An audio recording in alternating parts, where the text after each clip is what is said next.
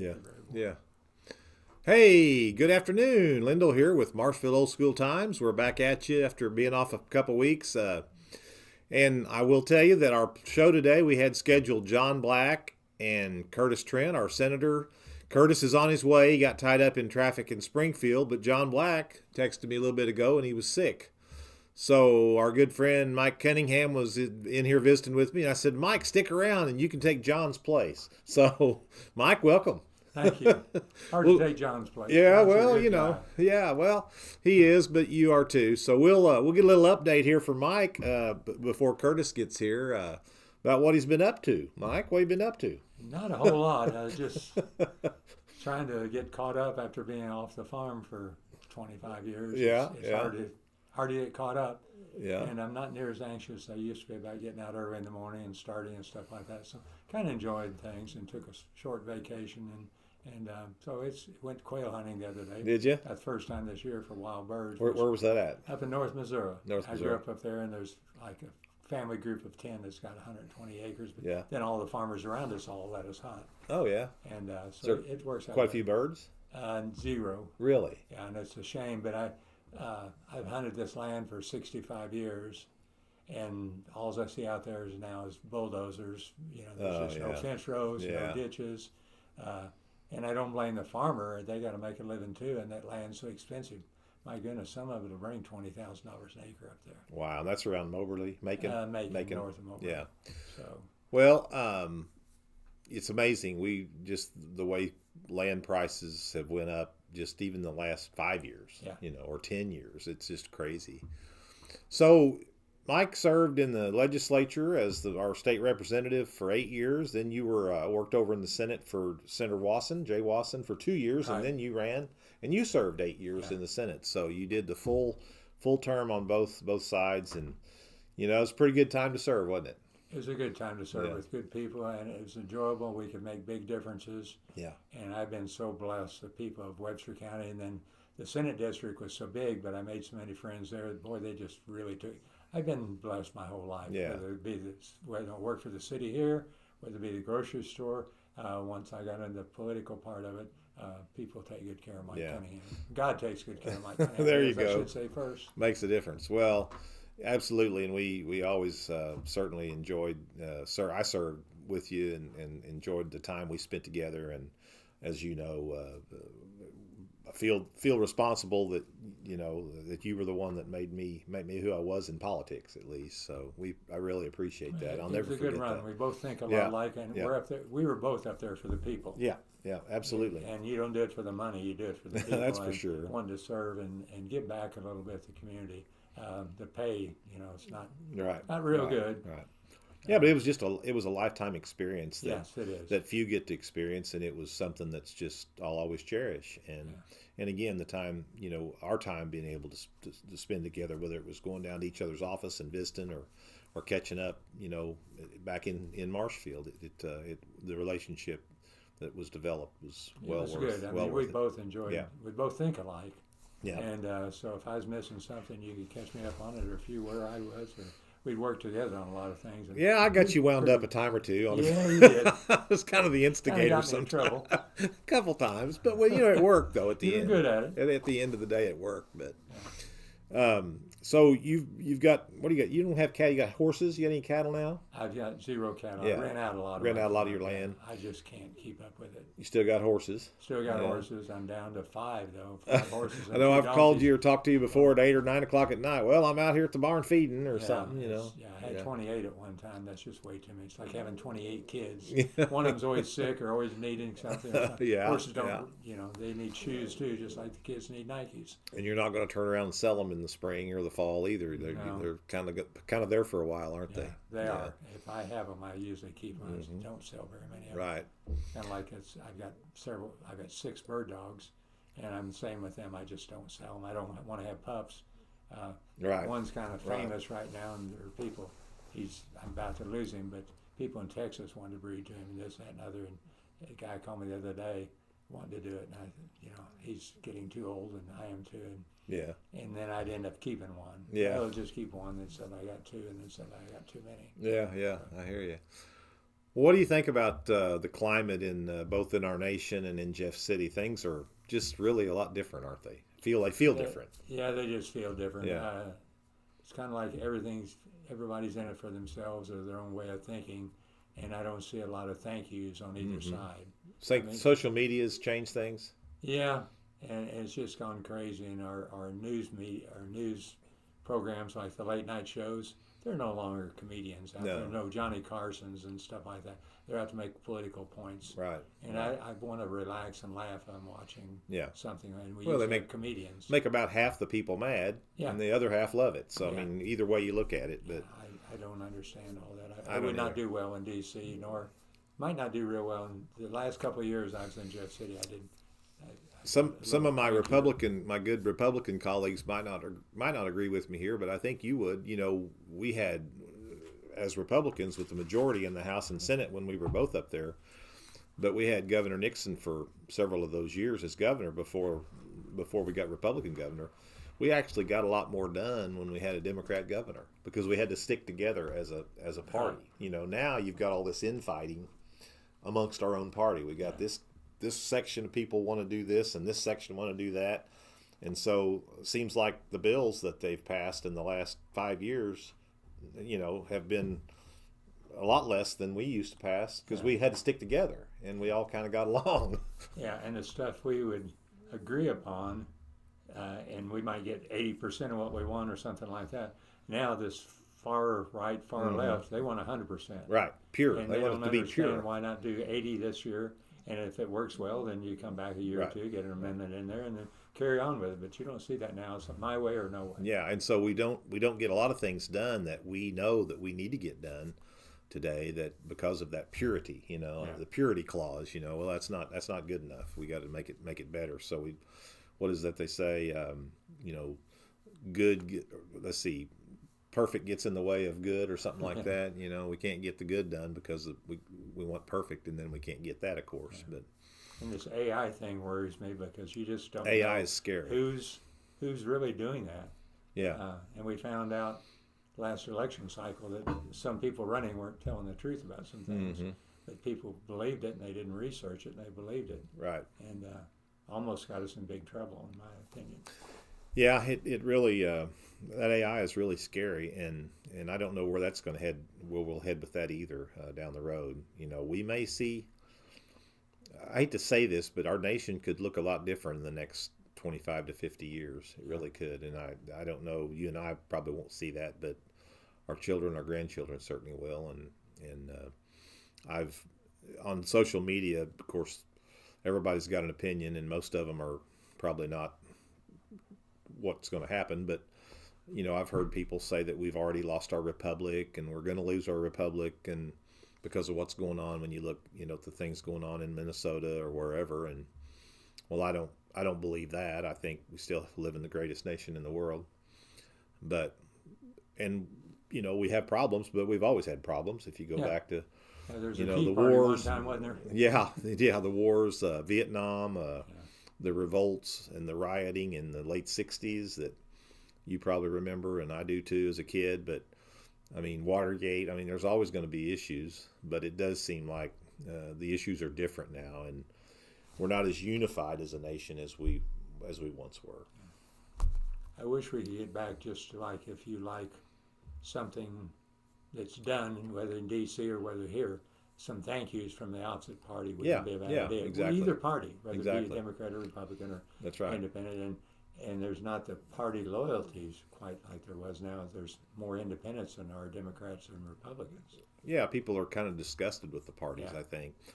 I saw where Senator Schmidt, our U.S. Senator from Missouri, and the congressman from St. Louis, the new one that got elected up there, I actually forget his name, took the place of Cory Bush, I saw where they were doing a little deal together, something about Anheuser-Busch. I'm not sure exactly what it was, some event or something, and they were together on video, social media, kind of chumming it up. And I thought, well, that's kind of a good thing. Yeah. We don't see much of that anymore. We don't. I found it's a whole lot easier to just get along with people. I made it a point of sitting with the minority leader in the Senate next to her. Yeah. Gina was a good gal. Yeah. And we didn't agree on She issues. came to our golf tournament. Gina Yeah. did. Yeah. Yeah, and didn't agree with the issues, this, that, and other, but we'd speak to each other Mm-hmm. in the morning, talk to the afternoon, and make our votes. If they're different, we Right. just went on with it. And I was pretty successful by getting things done, especially through amendments. Mm-hmm. And Kiki Curls was another one that she was another good, just yeah. a class act, and seemed like the Senate actually back then could be a little better with that than even the House was, about because there wasn't as many of you or something, and you had to kind of work together on some bills and getting some things done. But far rights and far lefts just Yeah. aren't your style, my style. that's right, and that's where we are today. And it's I just hope that we can return to the days of being statesmen and being diplomatic. And when you think about the great presidents and the great administrations that we've all probably would agree on, whichever party, whether it's the Kennedy administration or the Reagan administration, people were more diplomatic and more statesmanlike back in those days. So we certainly hope we'll return to that. What other things have you been up to? Anything, other topics you want to talk about? Well, Curtis should be here. I think there was a big traffic jam somewhere. I don't know if it was on 44 or in Springfield, but he hated it. But he's on his way, so he'll be here in a minute. And Curtis, Trent, I wanted to find out from Curtis and John both what's going on in Missouri with our session. We've got topics like taxes, eliminating the income tax. We've got child care is still an issue. Probably one of the biggest things that we're still dealing with is health care. Health care prices. Hey, there he is. Come on in. Come in, Senator.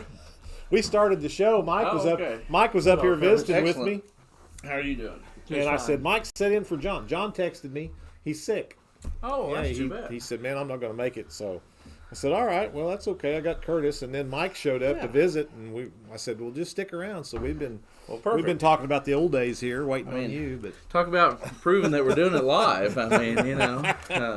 Hey, it is what it is. Yeah, no, that's great. No makeup here either. So that's right. It's all unedited too.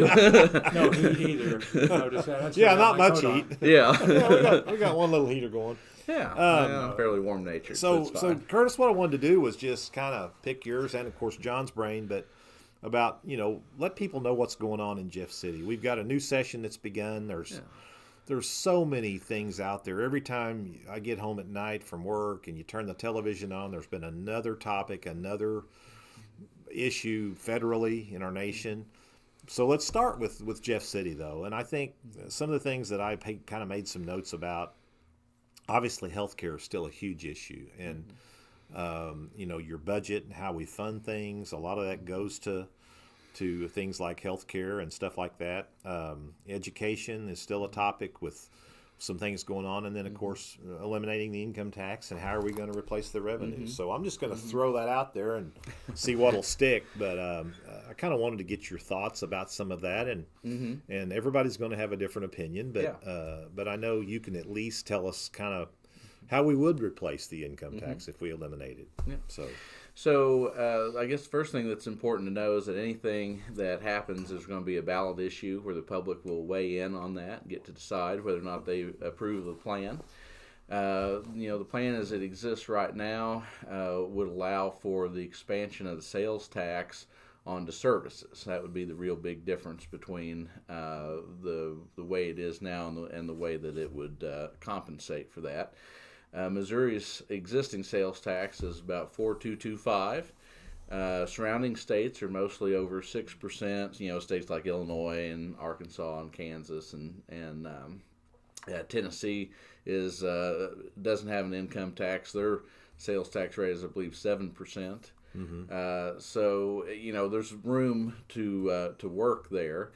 Now, when you add the local on there, then it could take us to around here again, Marshfield, around 11. Then, right? Yeah, and so those are the state sales tax numbers for each state, and then yes, when you add your local in, that would change as well. Now, you could also expand the local sales tax base to services as well, and then if you kept that revenue neutral, that would allow you to lower your local sales tax levies back to to some number. It would vary from one location to another how much of your revenue you're getting from your existing sales tax. But you could potentially see your local sales taxes come down as you do that expansion to the services. So if you spend $100 right now, we're spending about $8.20 or something like that locally here in tax. So that could potentially be $10 or $11 in tax. Is that kind of what you're saying? Yeah, potentially. On that $100. Now keep in mind that on that $100 that you're spending now, any income tax cost is baked into that $100. So you go to your mechanic, he's paying an income tax, and so the cost of his services reflect the income tax that he's having to pay. But realistically, they're probably not going to reduce their rate, but they might not increase their rate as often. I mean, in theory, yeah. And I think over time, as the economy adjusts, you'll see prices readjust themselves over a period of years, and this would be implemented over a period of years. This would not all be something that just happened, like a light switch. One day it's on, next day it's off. So this would be an implementation. The income tax period would continue to be reduced in increments and not all at once. And part of that is to let the economy adjust, and part of that is to make sure that the replacement revenues are actually there, so that we don't encounter a budget problem. Now, when you talk about services, are you talking about real estate too? No. So real estate, the governor was very explicit in his State of the State address that real estate and healthcare would not be included in this. Well, that's good. I didn't actually get to hear his speech, and real estate was a big concern because obviously you add a 7% sales tax to a real estate sale in addition to the 6% we're paying in commission a lot of times. That's a big chunk of money, and could be pretty detrimental to that industry. Yeah, and also, and of course, like I said, this will be in two stages. You'll have the constitutional amendment piece, and then you'll have the statutory implementation of that will come after the public has approved, because there's no point in doing it if the public doesn't approve of the constitutional piece. Then you would see all the statutory changes that would go with that. I believe that what that will look like is a final point of sale, point of consumption, sales tax, much like we have now, as opposed to a value added tax or an incremental sales tax, maybe like some European countries have. We don't want to do that. Okay. Curtis, can I ask you? Mike, jump in anytime. There's got to be something for people of really low income. How would that be handled in a tax credit somehow, or handled in a check to them every year? Or how? I know there's plans for it, and I didn't know if anything was solid enough to know. So those kind of options exist out there. I don't know that anything like that has been settled on, because again, the cost that is being the cost of the existing tax structure is already being paid by folks in those goods and services, and we'll be backing that out. And so I think it will likely be revenue neutral for folks on the lower end of the income spectrum, and in fact it'll probably be advantageous to them because the services especially are like the vast bulk of services are purchased by people who are fairly well off. Like they're the ones that are big drivers of that consumption. And so I think that if you wanted to express the overall tax collection, where it falls on society, I think that under a sales tax regime of the type that we're proposing, you will see that skew more toward the wealthy end of the scale than it is even now. Yeah. Vehicles still be like they are. I mean, still be the same on vehicles, new purchase of vehicles, and then like where you're located, so where your address is for county and city tax. Yeah, as far as that, nothing changes. None of those things would change mechanically. And I suppose I should always add the caveat that this is the plan as it exists right now. If it has to go through the legislative process, it can always change. There's going to be amendments. We know that. But certainly, as my intention and as it is envisioned right now, that would be the case. And I expect this will be heavily litigated in the press. This is something that will be probably one of the most well vetted, most highly discussed policy changes in recent years because it is such a transformative change for the way taxes are collected in the state. Absolutely. Mm-hmm. So what about, let's go to, since we're on the subject of tax, let's talk about our property taxes, both personal and real estate and so forth. What with everything going on here on the sales tax end, how does that affect what's going on potentially with property tax? So as we mentioned earlier, if you expand the sales taxes to services at the local municipal level, that creates an opportunity to have several options of ways that you could use that money. You can either lower the tax of the local sales tax, or you could apply that money to reducing other taxes that are collected locally, like property tax. And so I think the bill as it's written right now, the constitutional amendment as it's written right now, will give a series of options for local entities on what they can do with that money. They can either roll back their rates, they can apply it toward rolling back their property tax, and some other options as well. But it wouldn't fundamentally change the system that's in place. No, your property taxes are raised and collected at the local level. That's all done by a vote of the people. And so, we might, have some reductions that would be reflective of the increased sales tax base. I could see maybe some caps on how quickly it goes up. But like the fundamental structure of the collection of that revenue should not change. But now, not just so people aren't confused, because I usually am, there are other proposals, bills out there to eliminate, say, personal property tax or reduce real estate tax. Yeah. That's a whole different animal. We're not mingling the two together with your particular bill you're talking about. No, so we're creating options for local governments to do in a way that's revenue neutral. But what it's not doing is some of these other proposals that are much more far-reaching. I think those will be dealt with separately in separate pieces of legislation, and those are much different conversations again because the money is all raised and spent locally. It's very difficult for the state to intervene in that in quite the same way. The senior real estate tax freeze is in place, and it still remains as it is, right? And yes. And did that take effect for? It didn't take effect for 2025, but it does for 26. When we pay our taxes in December for 26, they should be the same as they were in 25. Yeah, so the senior property freeze is in effect. A lot of counties decided on their own how to implement that. There's a lot of flexibility. Some counties require annual paperwork to show that you still qualify for that. Some counties, once you qualify, they just assume that you do until the property is sold.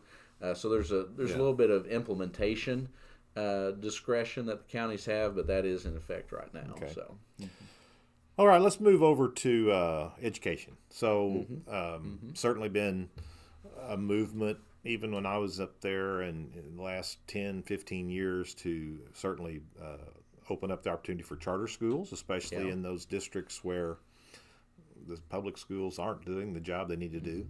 And we've now moved a little bit further into vouchers or an open enrollment situation. So what's where are we at? Where are we heading with that? So I doubt we'll see much movement on vouchers this year. There are open enrollment bills I think have a better chance of moving. And of course, open enrollment in this context is open enrollment between public schools. So you'd basically be able to move a child from one school district to another. Marshfield, Niagara, or something like that. Yeah, something like that, which you can technically do now. You just have to move. And so this would allow open enrollment without moving. In some cases, just right outside of town here, you can move into Niagara easily. Yeah, no, sometimes, people are living really close to the edge of another district where maybe the physical school building is closer. And let's face it, Curtis. So. Sometimes they live with grandma who's just down the road too. They have a family member with an address. Yeah, allegedly. Yes. Yeah. So this basically just gives some opportunities to kids that maybe don't have opportunities now, and that to do that. Well, you never know when a school district is going to be a better fit for a child because maybe they have a little bit different program that's better for them. Maybe they're having like a bullying situation in one school, and it'd just be good to get them out into a different social environment. Like there's so many reasons why you might want to have your child in a different nearby school district, and I think that parents having that flexibility makes a lot of sense. And a special needs kids or something like that, they might have a better program in the district next door than your district, you know, just because of the size or whatever. And in other states that do this, you don't see massive inflows and outflows of students. Like it's all, like these are very, special cases that exist on the statistical margins. It's not like we'll see vast quantities of students moving from one district to another. It seems like the pushback every year gets a little bit stronger from retired teachers, from the school district teachers, the current teachers, or the districts themselves about funding and anything we do with charter school funding or anything like that really affects the funding of the education system. What's your thoughts about that? Well, I mean, it's always a difficult discussion anytime you're talking about money. And I certainly believe, I'm a product of public schools. I, went K through 12 in public school, and had a great experience there. And so, greatly value both the public school system and, education in general. I was the first in the family to graduate from college. My parents was the first in the family to graduate from high school. And my parents were always, did a lot to encourage me to pursue an education because they didn't have the same opportunities that I had. But so that kind of crystallizes it for me, is that I care about children's educational attainment, about the success of the individual child more than anything else. And so I want us to really focus on trying to make our public school system the best it can be. To achieve those individual outcomes for students. Mm-hmm. And you are an attorney. We should mention that if people didn't know. So that does take a little bit of education. Don't hold that against me. And a little bit of time and money to get that degree and that certificate to hang on the wall. So. I was making up for it. They didn't get, so I went extra.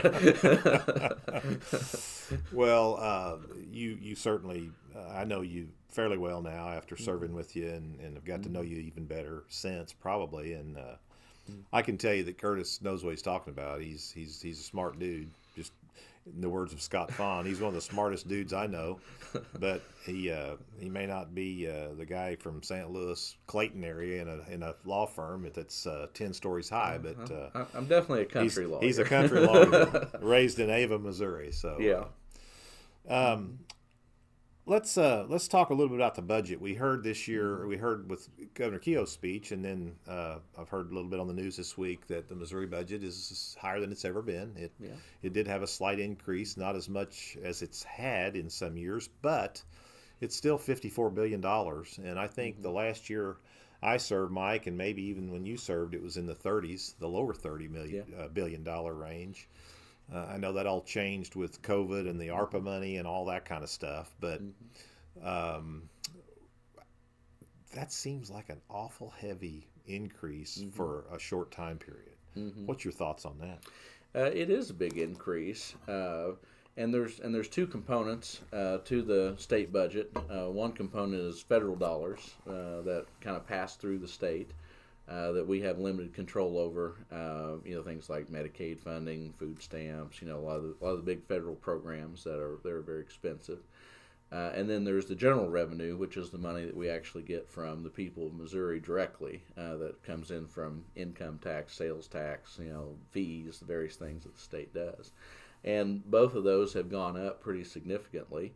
But in many ways, that is a direct response to the policy of the General Assembly. If you look at the tax history of the state, 10, 15 years ago, the income tax in Missouri was about 6%. And we had triggers, you worked with a lot of those when you were there. And so now the income tax rate in Missouri is 4.7%. We've cut it over 1%. And by doing that, we've increased prosperity, economic activity, and so tax revenues have grown in response to sort of these pro-business policies that the General Assembly has been working on for the last 10 or 15 years. And so my response is always, this is a success of Republican policies. This is what you see when you have a pro-business, pro-growth agenda, you see tax revenues go up, not because the state's taking more from the economy, but because it's taking less. Well, and then if you look and you correlate the Missouri budget from the years I talked about, which would have been, I think, 2018 was my last year's survey. Yeah. Here we are in 2025, which has been 7 years. Well, let's look at cattle prices. Let's talk about real estate. There's been prices. some inflation let's too. talk about Yeah. land prices. I remember a farm that sold in 2018 for $3,000 an acre, and everybody thought that was a great price. That same farm today, promise you, they wouldn't take less than $10,000 an acre for it. Yeah. So that's triple on land. So I think that's, whether you call it inflation, whether you call it the signs of the times, progress, whatever it is, but I do think we have to kind of factor all that in too. Yeah. So yeah, and that's why I shouldn't say this without the numbers on the top of my head, but it's really percent of GDP. Like how much is the government spending as a percent of total state GDP? Right. And I think that number is much less stark than the number that's always quoted. Yeah. Good point. Just kind of a fun thing here. What about the Chiefs and Royals? Well, there's still so much consternation over that. Like everybody is so conflicted. Like the running joke on the internet, that's all the commentators talk about this stuff, is that if the Chiefs leave, they have to take the Royals with them. So I mean, so I don't know if that was part of the deal. Maybe that should have been in the bill. I don't know. Keep the Royals now and send them to the Cardinals, wouldn't you, Mike? And not everyone agrees. So, it seems like it's. I hear both directions that, it's a done deal. The Chiefs are definitely leaving. I've heard some people suggest maybe, that some of the Kansas deal is contingent on public votes that haven't happened yet, and maybe that it could still fall apart. I don't know. But Missouri went to a lot of effort to try to keep them in the state.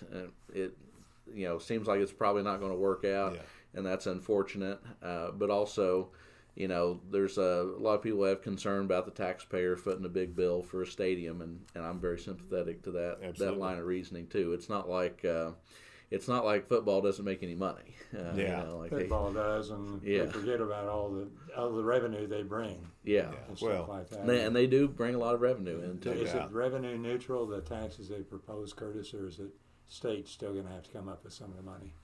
With the Chiefs, if they stayed in Missouri, or what we're going to lose. I think it was going to be based on increased in revenue. Yeah, right? it was basically going to be based on the amount of taxes that they're paying into the state. So it was going to be revenue neutral in the sense that we would lose as much tax revenue as it would cost for us to keep them, and so either way there would be no impact on the taxpayer. That way. Actually, I think the Chiefs make us money. Yeah. I mean, they make us money in Springfield, Missouri, just selling jerseys and people, buying tickets and going up there. And they make money for the whole state. Now, the Royals probably don't make a whole lot. Yeah. Well, but that proposal was...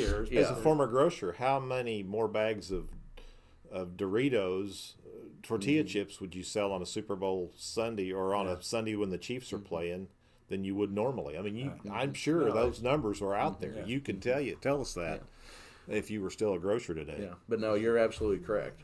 I think a lot of times people didn't see that, but some didn't agree on location, some wouldn't enter into it, some did, some didn't. I don't know. That's a tough deal. It's really a tough deal for Mike Keyhole. Yeah. And I remember when I first went up there, they were just getting over wanting to build the Cardinals a new stadium. Well, tell the government to build me a new barn and I'll pay for their stadium. Yeah. But both of them produce revenue. Yes. And so there are tax advantages, but I think that was kind of misunderstood, that the state was going to be out a lot of money. Right. No, the state was basically going to take the money that it already gets from the revenue from the team and put that back into the proposal. No, I think the governor did a great job. He did. That was an amazing proposal. Right. Can't say enough good things about the governor's performance. I would have voted for it. That. I mean, I would have if I was still in there. Well, let's move on to something like, that's not near as controversial, like the federal, like the federal government. Yes, a much safer topic. Not that you have a lot of insight there, but certainly, when you think about it, there's 50 state legislatures in our nation, and the input that they have with the U.S. senators that many served with. I served with Senator Schmidt. You know, let's face it, it all trickles down. And so I thought this would be a little more fun. I mean, not like, again, it's more of just us talking about stuff. The big, beautiful bill that was passed is, I guess it's in effect now. And as far as you know, what are some things, some benefits of the big, beautiful bill that we all can experience right here in Webster County? I know we've got don't we have a tax credit of some sort, I believe, if I'm not mistaken. Yeah, there's senior tax credit there's or something. some very advantageous tax policy that was in there. A lot of it was extending tax policy that had been implemented by President Trump the first time around. You know, things related to, you know, like estates, you know, not having to pay estate taxes when you pass away, things like that. So, you know, it's very much a pro-growth, pro-economic development type of bill, one that's designed to keep the pressure of the government off of the economy as much as possible, and let people continue to build businesses and be entrepreneurial and you know, take care of themselves and their families and provide good jobs to the community that they live in. Sure. What do you think about the Donroe Doctrine? So the Donroe Doctrine is an interesting one. Obviously heralds back to the Monroe Doctrine, which was, you know, in the early formation of America, we wanted to keep European influence primarily out of our hemisphere for security reasons. Now the entities that we want to keep out of our hemisphere for security reasons are a little bit different. Now it's China, it's Russia, it's Iran, but I think it's still a very important doctrine. You know, Venezuela, whatever you think about what went on there, it's clear that they were a major narcotics trafficking nation. It seems very likely that Russia was laundering its oil through Venezuela to get into the international markets, which is money that they then use to prop up their war in the Ukraine and to engage in all other kinds of mischief around the globe, including their activities with Iran. You know, they were major military suppliers of the Iranian regime, the Ayatollahs.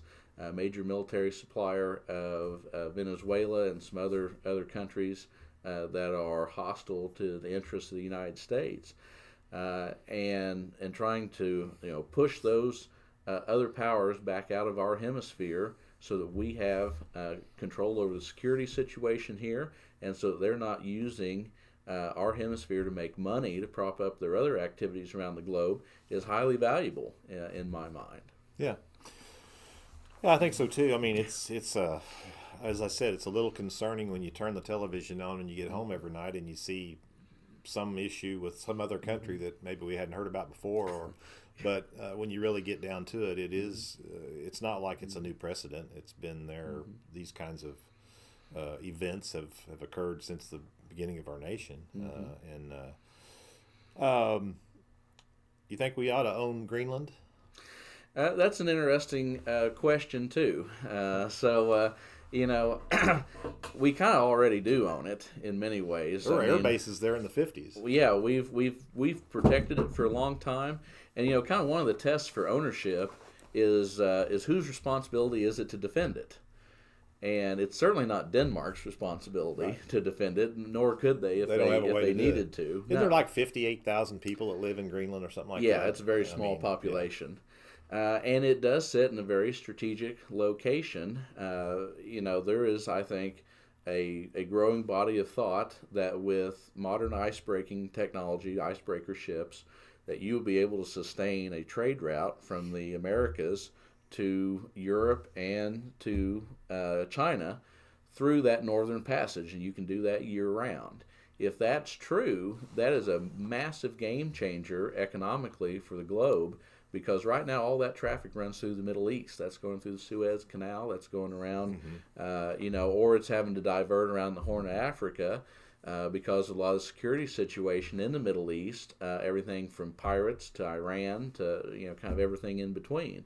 And so if we're able to route around those locations, we've created a stable trade route to support our economy that is much less at risk to sort of some of those political, security, military risks that exist in the Middle East.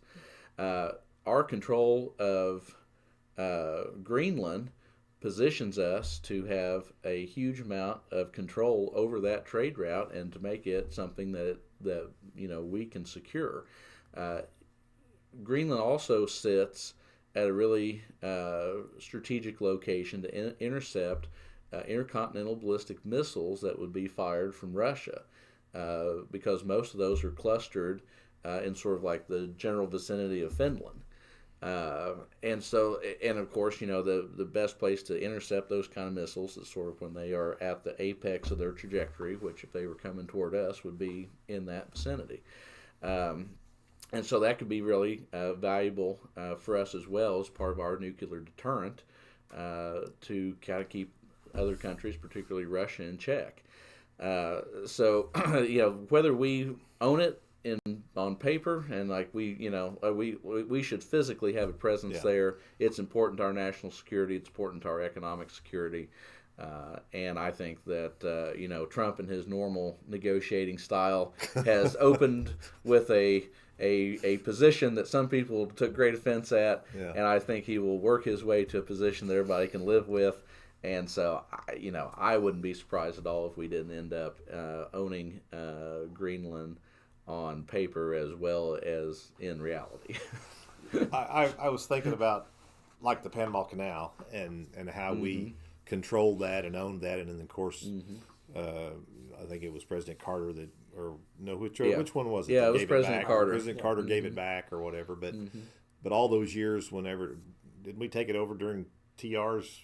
Oh yeah, we built it. We built it. Great expense, both in treasure and blood. Right. We built it, and the idea that we don't control it is just right.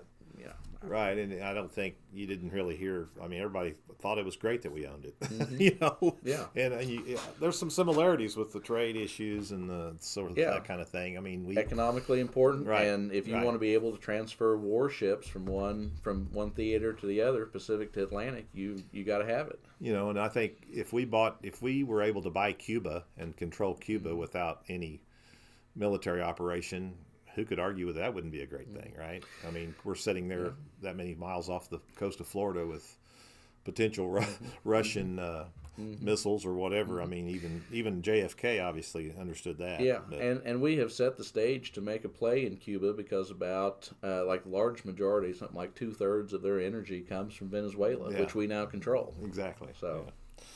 Well, anyway, these are just some topics that are, they're not controversial, but I know Curtis, everyone agrees on being these. the smart dude that he is, would have an opinion that could kind of shed some light. You can't trust social media, you can't trust the big media. I mean, because it's so biased one way or the other, and it's hard to know the truth, and that's what I live by, and I want to try to get to is the truth on some of these things. You can trust Curtis too. I believe I can. I believe I can. Yeah. You mentioned he's a good dude, and he is. He is very bright, but very common sense. I agree. Well, I appreciate that. As a matter of fact, you're a minister of the word, I think, aren't you? I will occasionally do relief preaching. So the regular preacher gets tired, needs a fifth Sunday off or something like that. I'm certainly a practicing Christian, which we appreciate that as well. Okay, I want to kind of wrap up here, finish up our hour with, just some thoughts about some local things in Webster County. Of course, Curtis, you live actually in Greene County. In Republic. But you have the outer ring of Greene County. So I don't have the city of Springfield, right? But have all the cities that surround Springfield, right? And then of course Webster and what other counties? Dade County and Barton County, to the west. So sort of a straight line across southwest Missouri. There's an issue that's been out there for many years, and I've talked with Sheriff Cole about it quite a bit, and that's truth in sentencing. Yes. And I know that every year it gets maybe just a little bit closer. There's only, I don't know, a dozen states or something, maybe more than that have passed some of these measures that that Missouri's trying to get through the Missouri Sheriff's Association and various law enforcement agencies. I've always been a big supporter of backing the blue. I know Mike was. I know you've been. What could we do to try to help get this truth in sentencing passed and get some, put some teeth in some of these these sentences that the law enforcement go to a lot of work to get some of this stuff done, get people arrested, get charges filed, and then for whatever reason, I'm not placing blame or anything, but whether it's through the prosecutor's office, through the judicial end, wherever, probation and parole, these people aren't serving their time. And what can we do about that? Well, I would say write your legislator, but I'm carrying the bill in the Senate, so good. I didn't know that. Yeah, that's great. Good. No, I've worked with the sheriff on that for the last few years, and it is getting a lot closer to passage. One of the big hurdles was it would always have a huge fiscal note on it, because I said, well, if you're going to make people stay in jail longer, then that's going to cost more. And so they'd put a fiscal note on it that was in the tens or hundreds of millions or something, and that was would make it really difficult to get there. Now I think we've got it to the point where the department seems to be agreeable to it, where the fiscal note I think more accurately reflects reality. That would be the Department of Corrections? Yeah, the Department of Corrections. Okay. And I think you got really broad buy-in from the General Assembly at this point. The governor's very supportive. So I think this could be the year that it goes through. We're certainly going to really push hard on it and try to get it through this year, along with all the other big priorities that are going on. We passed a very large, significant bill last year for law enforcement, public safety, that dealt with some of the situation in St. Louis. We're going to be watching that very closely as well. But we have and we have had for some time, but our current governor and our previous governor are both very strong law and order believers, and the General Assembly, public safety is one of those fundamental things. You can't enjoy your freedoms as an American citizen if you are being afflicted by crime every time you walk out the door. Security and stability and order is a prerequisite for liberty. Absolutely. And so that is one of the things the government has to get right. It's a fundamental function of government. And so I think there's broad buy-in on this, and I'm very hopeful that we've got a good chance to get it done this year. That's great news, and that's the one reason I wanted to bring that up and sort of end our time together on sort of that topic.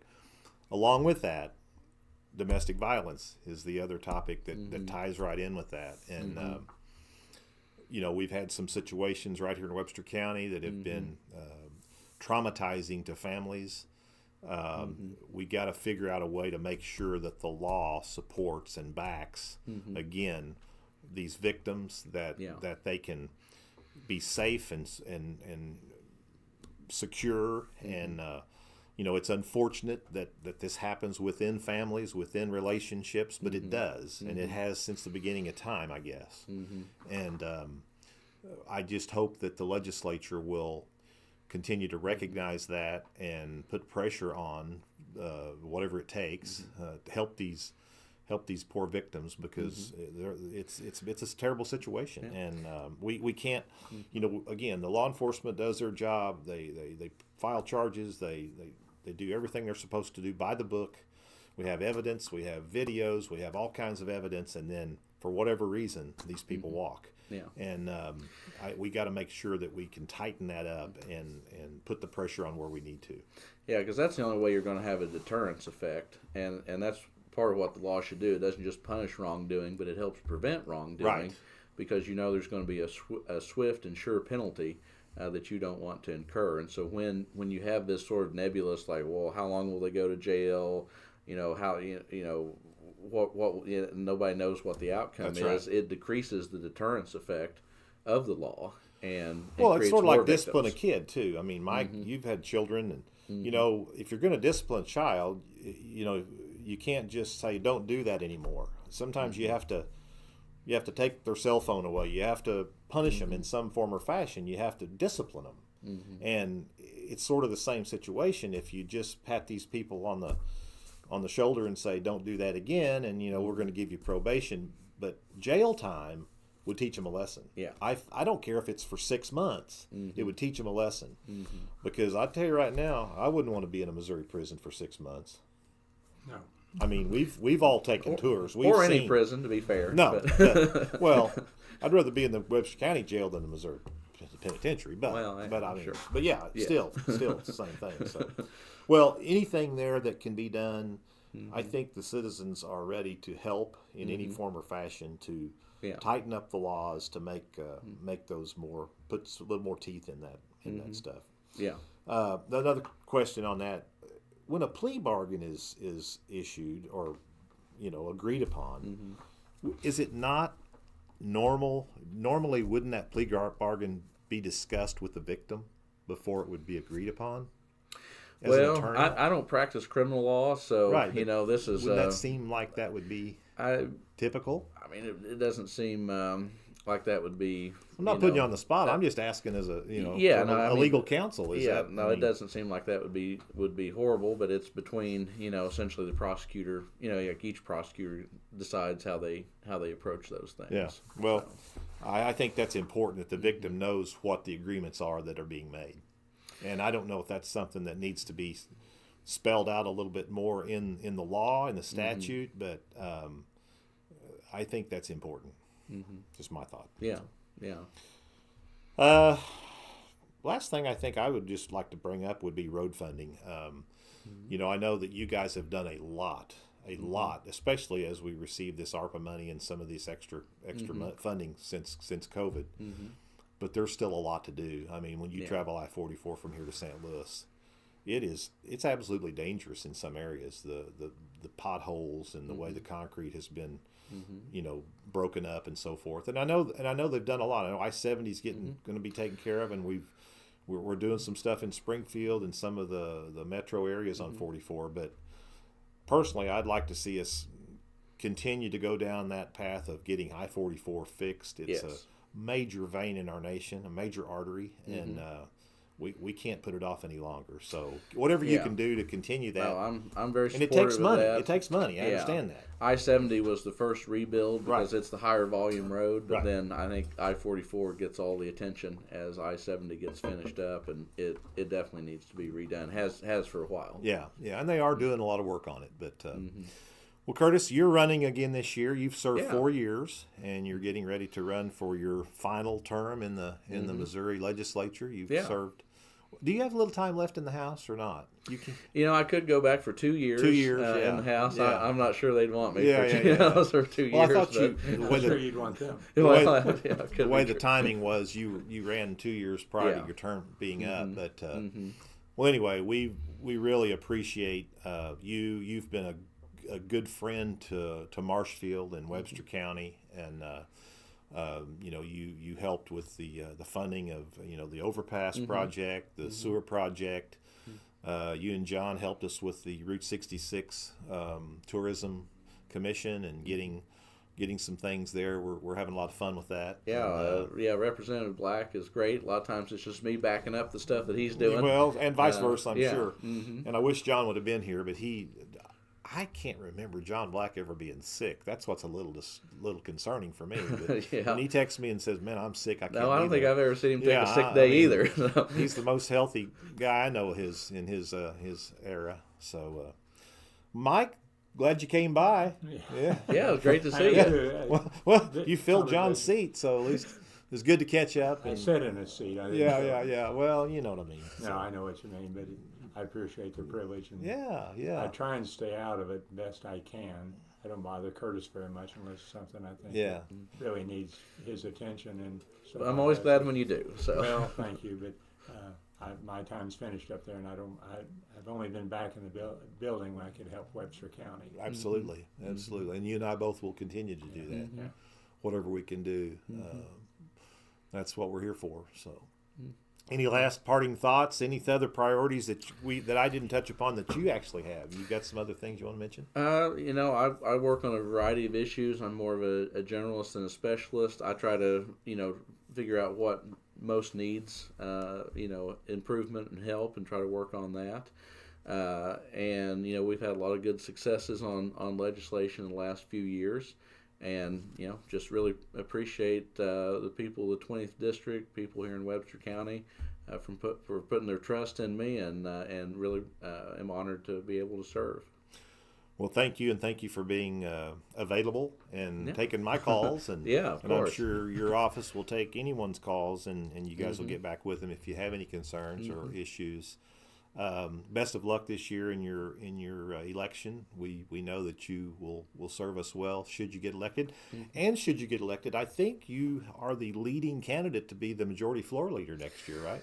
Yeah, I am running for that position, and you never know how these things will turn out, so I don't usually talk about it too much. We're not going to count any chickens before they hatch. You don't have to, but I can. But yes, no, I think that would be great here for Southwest Missouri, and we have we always kind of punch above our weight in terms of folks who serve on appropriation chairs, leadership, things like that, and that's it's important to our area. Right. So we have Lincoln Days this spring on March 27th right here in this building, in the gymnasium. We'd invite anyone that would like to come and hear the candidates. I'm sure they all have a little bit of time to speak and meet candidates. There's some local races as well. I think presiding commissioner race is up this year, maybe the coroner. I can't remember, not how many for sure, but and then of course state rep and Curtis's state senate race. State auditor, I believe, is up. Yep. Is that the only statewide? That's the only statewide is auditor this year. Yeah. Okay, but anyway, come by and visit with folks if you like on March 27th. And with that, it's exactly 2:00. So Perfect. Thank you all. We'll see you next time. Appreciate you tuning in. Bye now.